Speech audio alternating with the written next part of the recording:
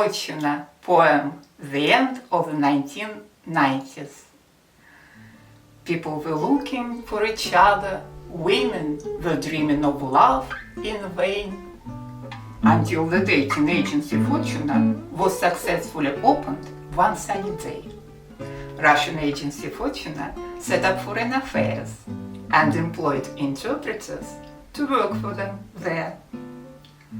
Once an interpreter, Laura, received a call from the agency. The director of the agency called in an emergency. The director of the agency badly needed a translator who speaks Italian, better sooner than later.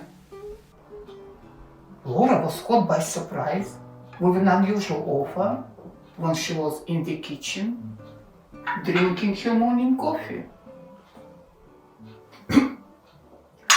She almost choked on her coffee and wished to decline the offer, as she would prefer to speak English. But being suddenly struck by a brilliant thought, she suddenly answered, "Okay, why not?" Laura came to the agency. She was nervous and anxiously waiting. She heard voices. The door opened with a creak to let in an Italian man and his translator. Laura took a breath. A sweet shiver passed through her body. She immediately felt relieved, having turned into a confident lady. She was sitting with a smug look on her face. She was perceptive and compliant.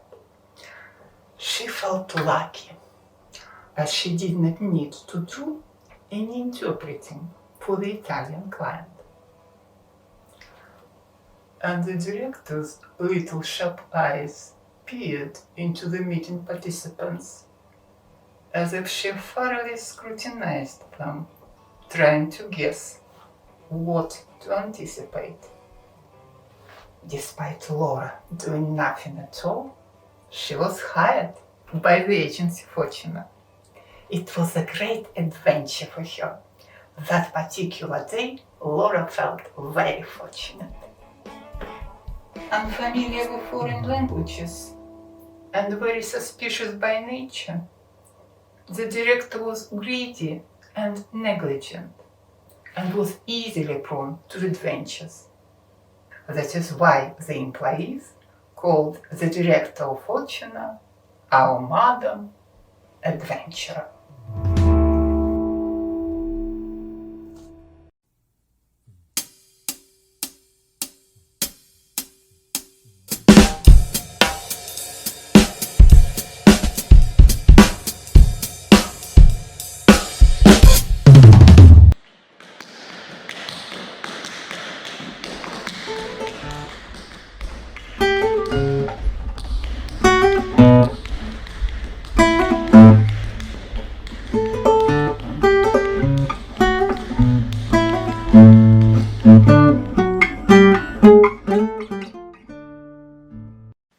The girl Rita. Once Antonio from Madrid felt lucky and very fortunate, as he chose a photo of a pretty girl on the site of the agency Fortuna. But poor Antonio could not even imagine that girl Rita from the photo had left the agency, yet her photo was still there and the agency did not care. He quickly informed the director about his wish to see Rita. He sent the director his money and letter with an invitation from Madrid. Having got the sum from Spain, the director was puzzled and struck by a thought. If Rita from the agency side's not available, whom she can send to Spain instead? The director found another photo of a blonde of the same age and name, and she called her asking for a favor and explained all, and it was not in vain. The director's surprise was great indeed. as the other girl, Rita, quickly agreed to take a trip to Madrid. So it seemed the agreed replacement succeeded, despite looking strange and almost insane. However, the director decided not to inform the man from Spain.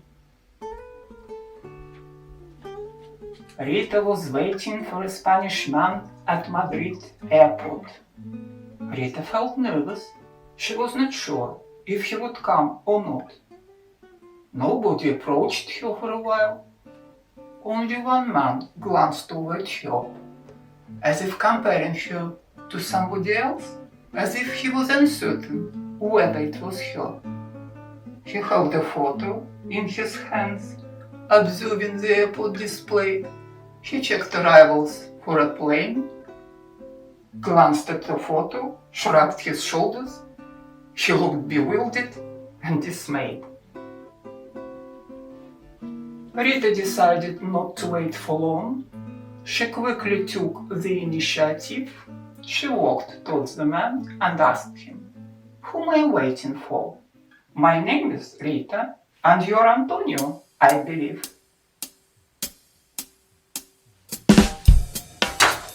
The Spanish man froze in amazement. He opened his mouth, but could not say a word. Then he came to his senses in a moment to realize he is the victim of a fraud. She knew few words in Russian and in English, but she forgot them all. He said in Spanish, "Lo siento, señorita, it is unlikely that you are Rita, and I don't know you at all."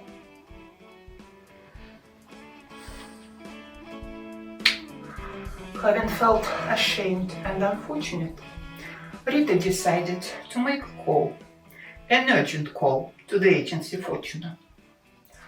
"Hello, Fortuna. My name is Rita, and I am calling from Madrid. The Spaniard did not recognize me. He has gone.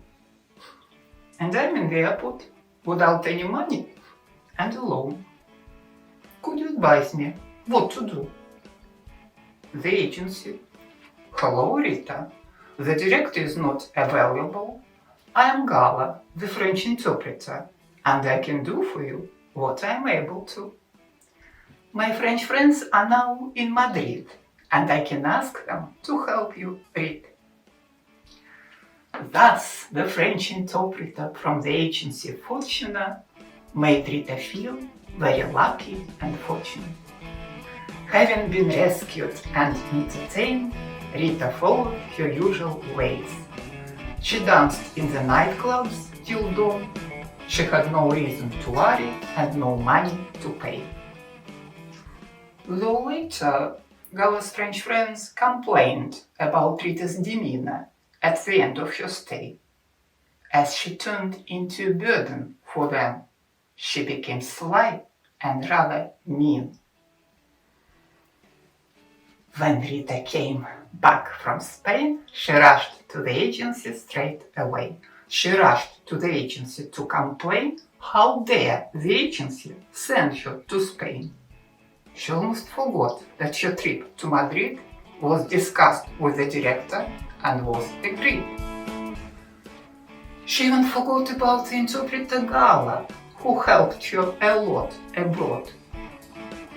Rita simply refused to accept the fact that she also took part in this fraud.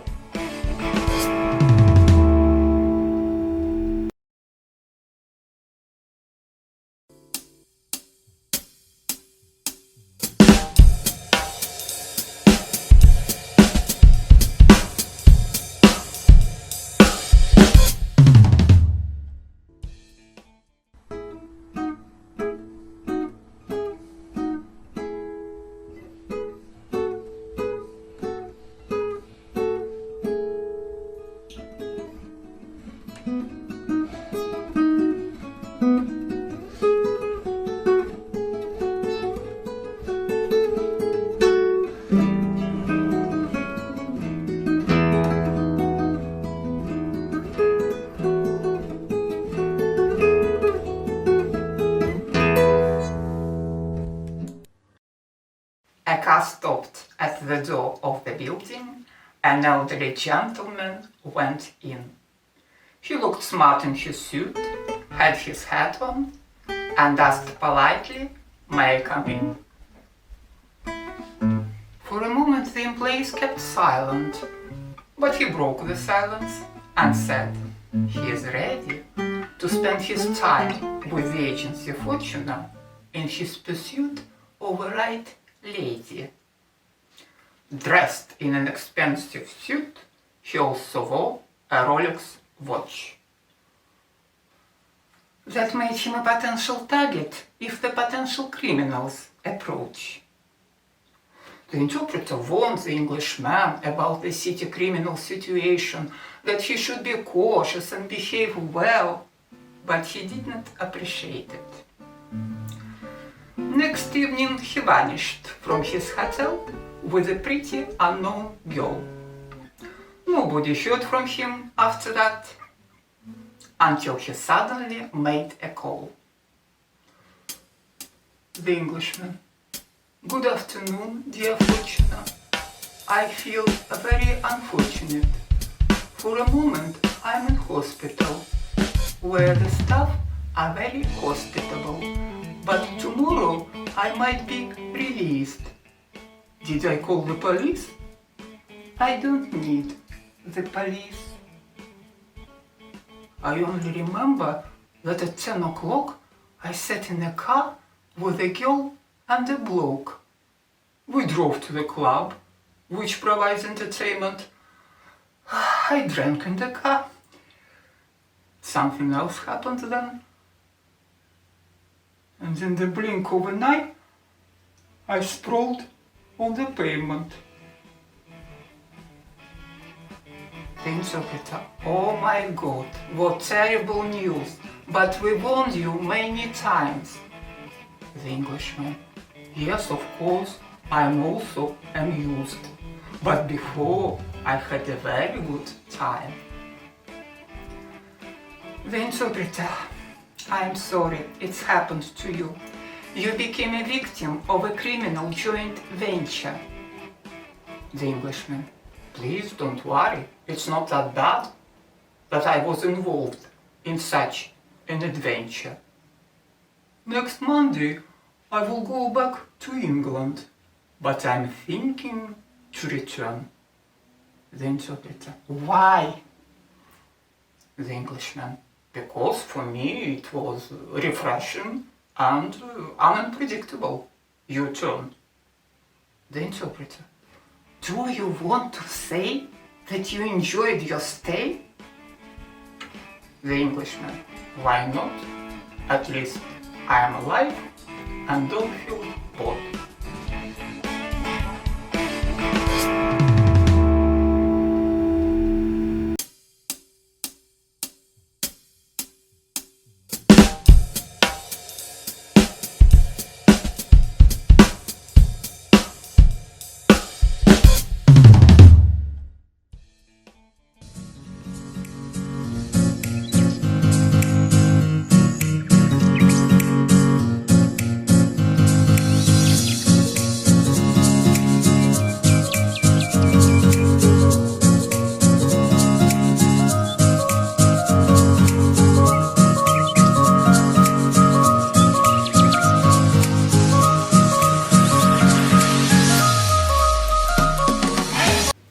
The Frenchman from Paris. Despite being late evening, the director was preoccupied drawing up a new price list for a new guest to come. Having concern about the agent's reputation, she did her best to prepare the accommodation. When the Frenchman Francois watched the news about Fortuna on French TV, he thought about the possibility of meeting a grand ami. He called the agency, made a decision, salary, bought a ticket, and flew away from France to Russia on a romantic holiday. Though he was a slender, ordinary man, he had an unusual taste. He loved big women with enormous bodies. And his caprices the agency had to embody. Next morning, the photos of overweight ladies were scattered on the tables everywhere. The agency was ready to see the Frenchman. However, he appeared later there. Francois came at 2 o'clock. He tried to avoid any big talk. He had his cup of coffee. Then he said, "All right. First, I would like to see the local city sights." Then he continued, pouring extra coffee in his cup. "Why not to start by visiting a nightclub?" So the Frenchman and the interpreter Gala went to the nightclub together. Francois looked indifferently at the girls in the club, but stared at a woman dressed in leather. The overweight, attractive blonde, surrounded by men, was standing at the bar and talking to the barman. "Francois, Gala, I like that lady." "Gala, which one?" "That one who is talking to the man." "Gala, I think I'm emotionally ready to be introduced to that lady." "Gala, perhaps she is a married lady. Look, she is dancing with a man." "Francois, if she is even dancing with a man, it does not make any problem. A woman with her husband at nightclub? It sounds strange and makes me laugh." "Gala, would you repeat what makes you laugh?" The Frenchman. "Gala, s'il vous plaît, enough. You see, I endeavor to arrange a nice evening, to spend it together with her and with you as the interpreter. So please, approach the situation appropriately." Gala said nothing, just thought. "Oh heck, you can press hard, but don't break your neck." Then she pretended as though she wanted to solve the situation. She totally agreed with Francois, intending to stop any further foolish conversation. She went to that lady, came back, and said to the Frenchman, "Your favorite lady told me that she was not interested in foreign men." Francois said, "All right, whatever. Tonight, Gala, we have dinner together, and tomorrow in the morning by 10, I will come to your agency again." Tomorrow morning at 10 o'clock, Francois returned to the agency to work. He looked through stock photos of fat women which were approachable. He got so tired that was even ready to purchase them. He felt like a card sharp in a female team. He knew that the winning trump card was promised to him. He chose the blondes, the brunettes, and the redheads, from simply curvy to very fat. Late in the morning, while dating with the blonde, he was concerned about the brunette's response. As the chosen ladies didn't speak French, Gala accompanied the Frenchman everywhere. Francois was good at making compliments. He even complimented Gala and did it with care. "Gala, you know, you look like one person, the person from my previous life, especially your face and your eyes. Reminds me my ex-wife." Francois could continue to play poker, having had a free joker in his pocket. But a month later, he found the girl with whom he would love to romance. The girl was not young, didn't speak French, and had never traveled to France. Nobody still knows how their romance ended, though when the girl came back to stay on her holiday, she attended Fortuna straight away. She attended Fortuna to complain that she felt unfortunate anyway. She complained about Francois, his children, and France. After that, she flew back to enhance her love chance. Let us wish her bonne chance.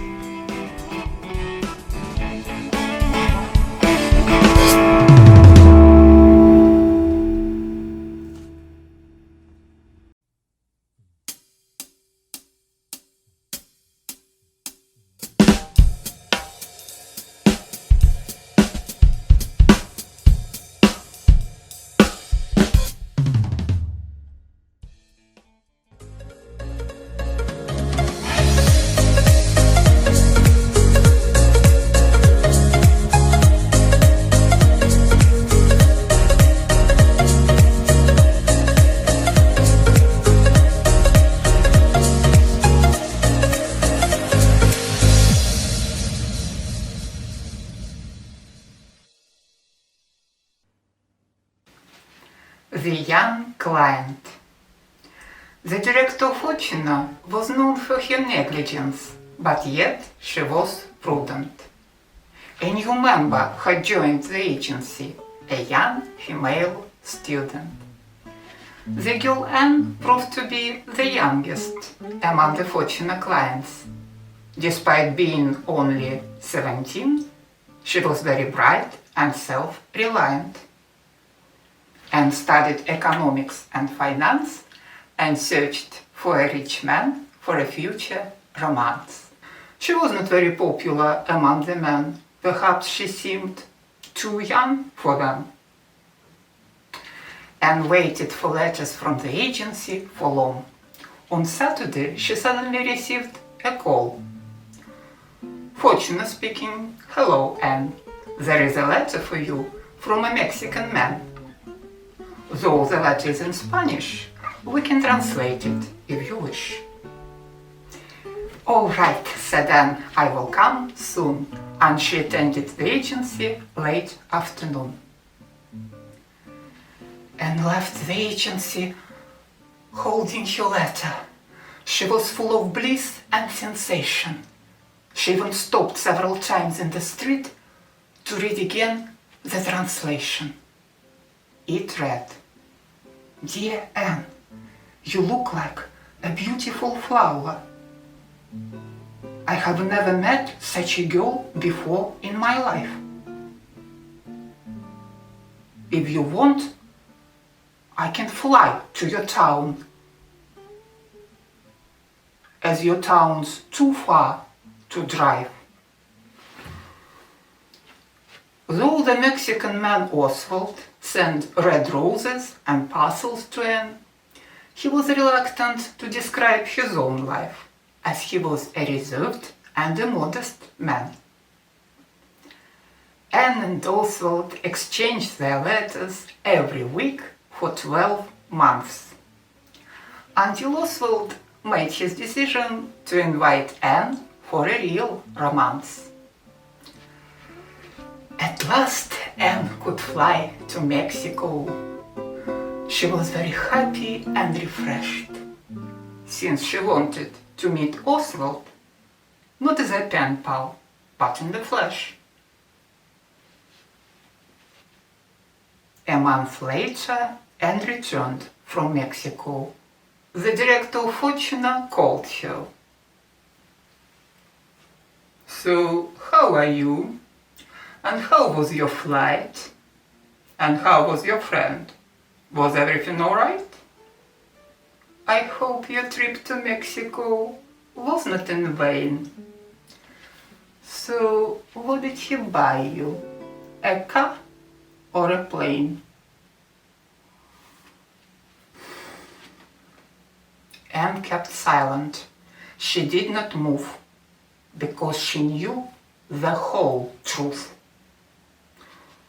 When she received her letter from Oswald, she also got another letter from a lady.